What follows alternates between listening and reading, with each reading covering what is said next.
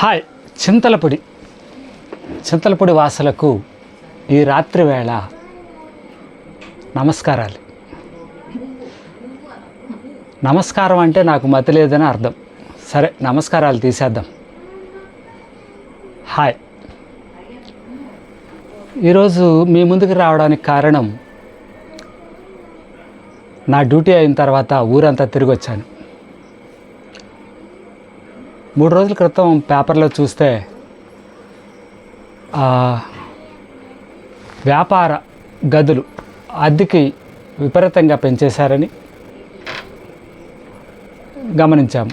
అలాగే భూముల రేట్లు గజం ₹1,00,000 చెప్పారు. కొంతమంది వాపోయారు.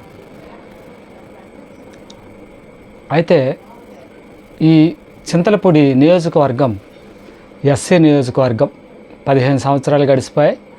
ఇప్పుడు ఇంకో టర్మ్ రన్ అవుతుంది. అభివృద్ధికి నోచుకోలేదు. కారణం ఎవరు? చింతలపూడి వాసులే.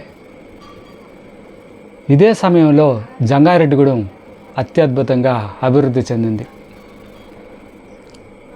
ఆఖరికి బస్సు డిపో రావాల్సిన కాడి నుంచి బోల్డ్ అనే విషయాలు. ఇక ఒక భూమికి రేట్లు ఎలా పెంచేస్తారు? ఒకవేళ రేట్లు పెంచేస్తే ఈరోజు షాపులు ఖాళీ చేసి వెళ్ళిపోయారు. షాపుల రేట్లు పెంచేశారు. అప్పుడేమవుతుంది? ఉన్నవాళ్ళు ఖాళీ చేసి సందుల్లోకి వెళ్ళిపోయారు. ఓకే, వాళ్ళ వ్యాపారం పోదు, మీ వ్యాపారం పోతుంది. రోడ్డు మీద ఉన్నటువంటి వ్యాపారం పోతుంది. అంతకుముందు కమిషనరు రోడ్డు ఎక్స్టెన్షన్ కోసం ట్రై చేస్తే రాజకీయంగా వెళ్ళి ఆపేశారు. మరి అభివృద్ధి ఎలా జరుగుతుంది? ఓకే, అభివృద్ధి చెందడానికి రాజకీయాన్ని ఉపయోగించాలి. అంతేకాని సంకుచితత్వానికి రాజకీయాన్ని ఉపయోగించకూడదు. చాలా బాధ కలిగింది. చాలా షాపులు అటు బట్టువారిగూడెం రోడ్లో, అదే రాఘవాపురం రోడ్లో ఖాళీ అయిపోయి ఉన్నాయి. ఇటు చింతలపూడి మెయిన్ రోడ్లో కూడా, ఏలూరు రోడ్లో ఖాళీ అయిపోయి ఉన్నాయి.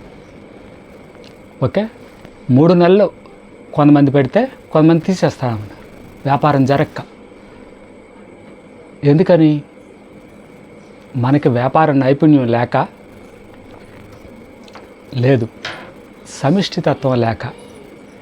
సపోజు ఇక్కడ గజం ₹1,00,000 అన్నారు. మరి విజయవాడలో గజం ఎంతో తెలుసా? 1,20,000, 1,50,000 విపరీతంగా పెరిగిపోయింది. ఏది? అక్కడ మెయిన్ సెంటర్స్లో.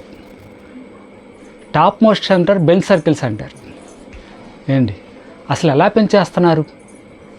దీనికంటూ రెగ్యులేషన్స్ ఏమి లేవా?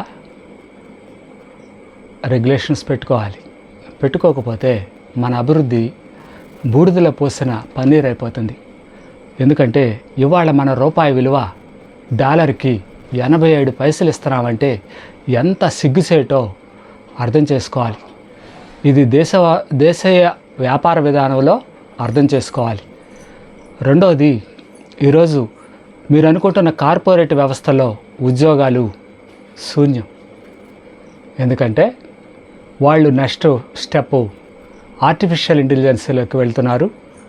రెండోది, రేపు మన పిల్లల చదువు వ్యర్థంగా పోతుంది. ఎందుకంటే మన చదువు కేవలం ఉద్యోగాల కోసమే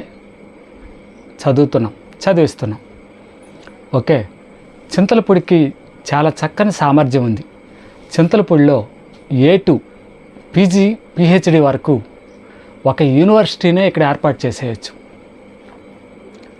కానీ మనకి సరైన ఆలోచన విధానం లేకపోవటం వల్ల కార్పొరేట్ సంస్థలు ఇక్కడ విద్యను నడిపిస్తూ ఇదే ఊరిలో ఉన్నటువంటి పిల్లలు అంటే యువకుల్ని అత్యంత తక్కువ ఖర్చుకి వాళ్ళు పిల్లలకి విద్యను అందిస్తున్నారు. అంటే టీచర్లకి అత్యంత తక్కువ వేతనంతో వాళ్ళ చదువుకున్న చదువుకి విలువ ఇవ్వట్లేదు. అలాగే వాళ్ళ వ్యక్తిత్వానికి, వాళ్ళ నైపుణ్యానికి కూడా విలువ రావడం లేదు. పైగా వీళ్ళు ఎలా చేస్తున్నారంటే విద్యా వ్యవస్థలో ఎవరికి పిలుస్తున్నారు అంటే ఒక టీచరు 2-3 స్కూళ్ళలో పరిగెడుతున్నాడు. కానీ మనం ఆర్థికంగా అభివృద్ధి చెందాలి అంటే మనం మన చుట్టుపక్కల ఉన్న వ్యక్తులకు కూడా అభివృద్ధి చెందడానికి అవకాశం ఇవ్వాలి. అప్పుడే అది బాగుంటుంది. ఎందుకంటే గాంధీ గారు చెప్పింది ఏంటి? కస్టమరే, ఎవరైతే వినియోగదారుడు ఉన్నాడో వాడే దేవుడు అని చెప్పాడు. కానీ ఇక్కడ ఏం చేస్తున్నాం? షాపుల్లోకి వెళ్తే నీకు ఇష్టమైతే కొనుక్కెళ్ళు, లేకపోతే లేదు అనే పదాలు వాడుతూ ఉన్నారు. ఏంటి ఎలక్ట్రికల్ షాపుల్లో అన్నీ కూడా డూప్లికేట్లే. అవి ఎన్ని రోజులు ఉంటాయో కూడా తెలియదు. కానీ అలాంటి షాపుల్లోకి వెళ్ళినప్పుడు నీకు ఇష్టమైతే తీసుకెళ్ళండి, లేకపోతే లేదు అంటున్నారు. ఒకప్పుడు చింతలపూడిలో కన్జ్యూమర్ ఫారం ఉండేది. 30 సంవత్సరాల చరిత్ర ఉంది దానికి. ఈరోజు కన్జ్యూమర్ ఫారం బలహీనమైపోయింది. చేసేవాళ్ళు లేరు. ఒకళ్ళిద్దరూ ఆ సంస్థలో పనిచేసిన వాళ్ళు ఉన్నారు. దయచేసి అందరూ కూర్చొని, వ్యాపారవేత్తలు, అలాగే గ్రామ పెద్దలు, అంటే సిటీలో ఉన్నటువంటి ప్రముఖులు, రాజకీయ నాయకులు కూర్చొని సరైనటువంటి చర్చలు జరిపి ప్రతి సమస్యకి పరిష్కారాన్ని వెతుక్కోగలిగితే అద్భుతంగా ఉంటుంది. ఎందుకంటే మా హెచ్ఐవి ఫీల్డ్లో ఒక స్లోగన్ ఉంది, లీవ్ లెట్ లీవ్ అని. అంటే జీవించు, జీవించనివ్వండి అని ఉంటుంది. అంటే నువ్వు జీవించు, అంటే బ్రతికుండు, ఎదట వాడిని బ్రతకని. ఎందుకంటే ఆర్టికల్ 21 ప్రకారం ప్రతి ఒక్కడికి, ప్రతి పౌరుడికి జీవించే హక్కు ఉంది. కానీ ఈరోజు వ్యాపారాలు ఎదట వాడి జీవితాన్ని దుర్బలం చేస్తూ కేవలం డబ్బు అనే వ్యామోహంతో జీవితాలను నాశనం చేసుకుంటున్న అనేక కుటుంబాలను నేను చూశాను.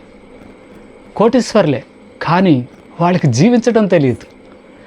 బ్రతకడం వేరు, జీవించడం వేరు.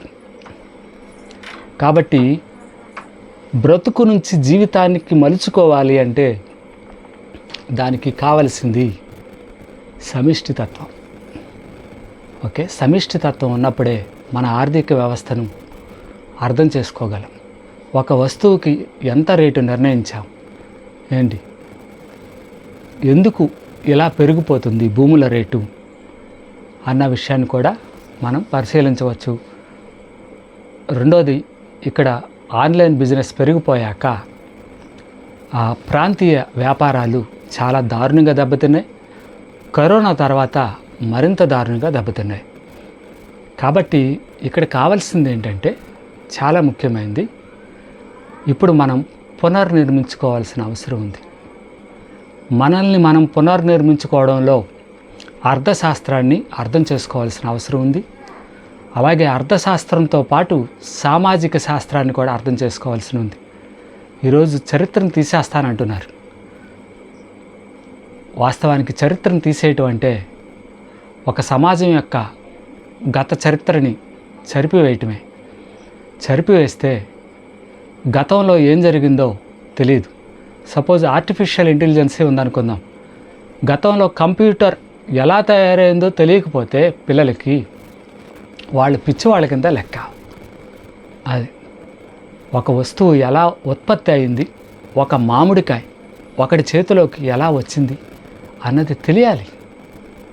డెఫినెట్గా తెలియాలి. ఒక రైతు ఎంత కష్టపడుతున్నాడు, అక్కడ కూలీలు ఎంత నైపుణ్యంగా పనిచేస్తున్నారు, లేదా గొడ్డు సాకిరీ చేస్తున్నారు, ఇవన్నీ తెలియాలి. ప్రతి రూపాయికి వ్యక్తిని బట్టి విలువ కాక సేవలను బట్టి విలువ రావాలి. అప్పుడే మన సమాజాలు అభివృద్ధి చెందుతాయి. దయచేసి ఆ రకంగా ఆలోచించండి. లేదంటే మన చింతలపొడి ఇలాగే ఉండిపోతుంది. ప్రజలుంటేనే బ్యాంకింగ్ వ్యవస్థలు సజావుగా రన్ అవుతాయి. అలాగే ఆ ప్రజలు ఆరోగ్యకరంగా ఉంటే మానవ వనరులు ఉపయోగపడి డబ్బు ఫ్లో అవుతూ ఉంటుంది. ఫ్లో అవ్వకపోతే నీరైనా సరే మురికి నీరుగా మారిపోతుంది. మీ ధనం కూడా అలాగే అయిపోతుంది. ఆలోచించుకోండి. ధనం ముఖ్యం కాదు, మనిషి ముఖ్యం. మనిషికి వ్యక్తిత్వం ముఖ్యం.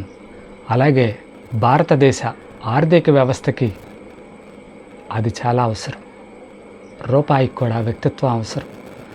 రూపాయి కోసం ఏదైనా చేసేస్తాము ఏంటి, అదే అభివృద్ధి అనుకుంటున్నాము అంటే నిజంగా చాలా బాధాకరం. ఆలోచించి సమిష్టిగా ఒక చింతలపూడి పట్టణం అభివృద్ధి చెందడానికి అందరూ సహకరిస్తారని ఆశిస్తున్నాను. ధన్యవాదాలు.